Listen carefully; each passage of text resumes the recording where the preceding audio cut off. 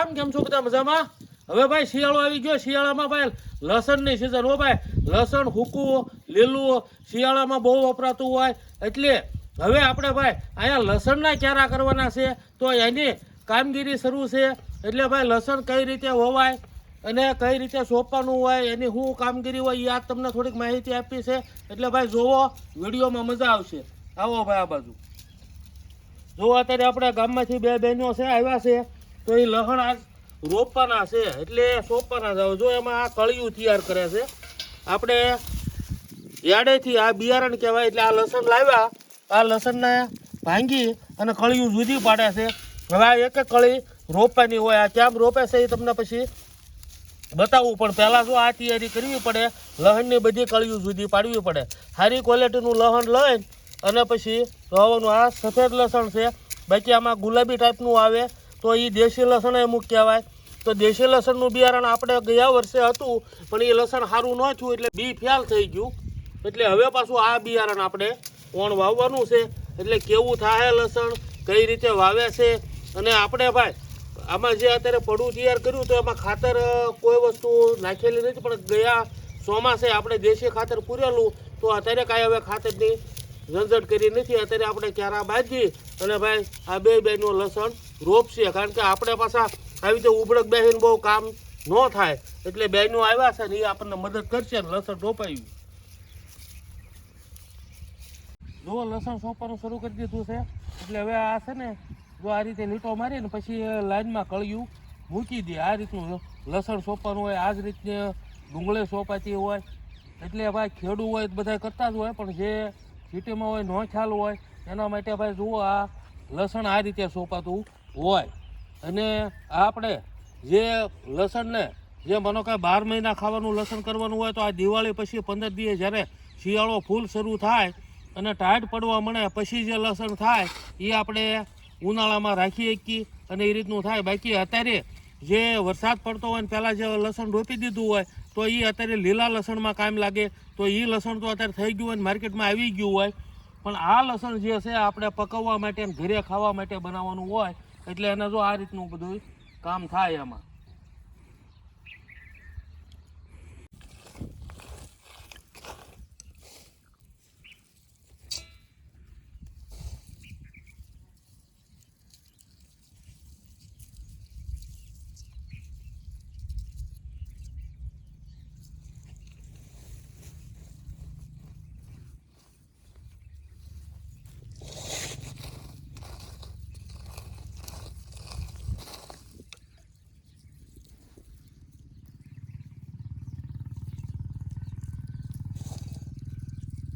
અને હજી આપણે ભાઈ બાજુના ક્યારા કમ્પ્લીટ કરીએ છીએ. એમાં ધાણા, પછી વરિયાળી, પછી અમુક પાછું જે બીટ છે, મૂળા છે, પછી ગાજર છે. આ બધું ત્યાં થોડું થોડું કરવાનું હોય. એટલે આપણે ઘરે ખાવા પૂરતું થાય એટલું.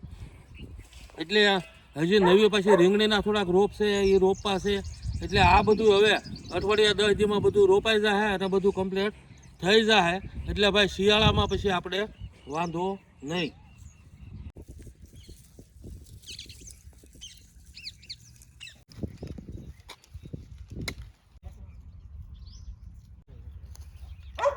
હવે જો લસણ રોપાય છે ને, હવે આમાં ખેડ થઈ ગઈ. અને હવે આ નવેસરથી અહીંયા પાણી પીએ એટલે હવે આ ઝાડવામાં પાછી ખેડ થઈ ગઈ. એટલે ઝાડ બધા માટે હવે હાઈ ક્લાસ થઈ ગયું. એટલે હવે ઝાડે પાછો એનો વિકાસ એ થાય, ઝાડે તે કોળમાં આવશે. એટલે ભાઈ આ વરસમાં 2-3 ફેરી ખેડ થતી હોય. એટલે બાજુના જે ઝાડ હોય એના માટે સારું. અને ખેડ તો કરીએ તો જ ઝાડને જે એનો વિકાસ થવાનો હોય એ થતો હોય. આ જો નાશપતિને એનો જો દોડવો બેઠો છે અહીંયા. અને આ છે ભાઈ સફરજન. એટલે એને આપણે જો કમ્પ્લીટ સાફ કરી અને રેડી કરી નાખ્યું, પણ આની પાછો વિકાસ સારો થઈ ગયો છે. અને આ ઝાડ પાછું મોટું થઈ ગયું છે.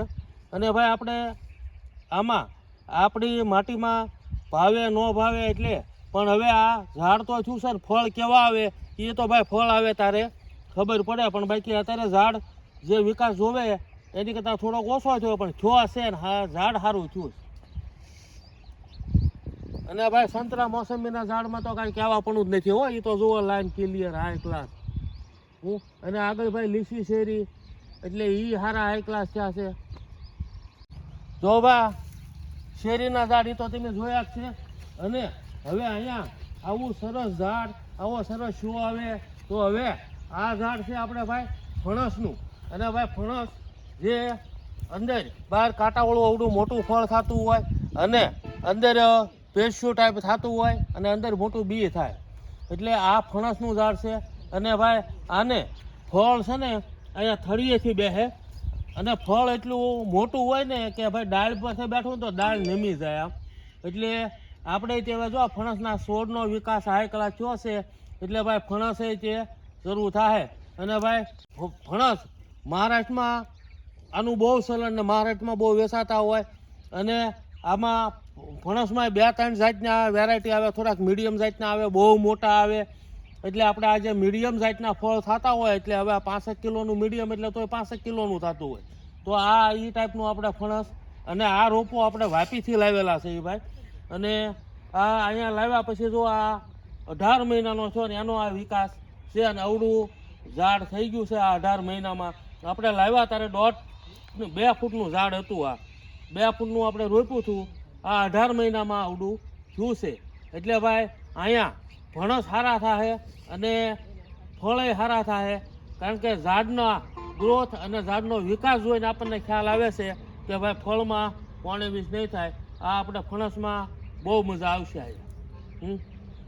અને ભાઈ ફણસનું કાસું હોય ત્યારે એનું શાકય બનાવતા હોય. બાકી એના ઘણા બીજા ફાયદા છે.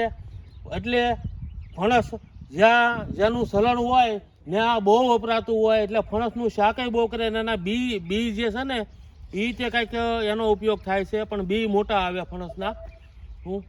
હવે જો ભાઈ આ કેળની લૂમ પૂરી થઈ ગઈ છે. હવે આ ડોડો રહ્યો છે.